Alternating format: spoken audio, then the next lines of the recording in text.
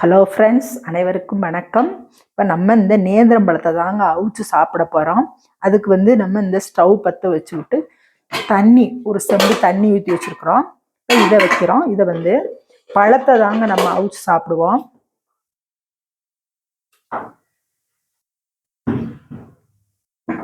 இது பாருங்க, காய் அவிச்சு சாப்பிட்லாங்க. இது ரொம்ப நல்லது. சுகர்காரவங்களுக்கெல்லாம் இதை சாப்பிட்லான்னு சொல்கிறாங்க. பாருங்க, இதை நம்ம அவிக்க போறோம். இந்த கொதிச்சு ஆவி வரட்டும், அது வரைய வேகட்டும். பாருங்க, இப்ப ஆவி வருது. நம்ம எடுத்து பார்க்கலாம்.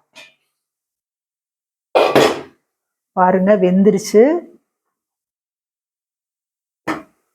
இப்படி கலர் ஆரம்பிக்குது. இந்த சமயத்துல நம்ம ஸ்டவ் ஆஃப் பண்ணிடலாம்.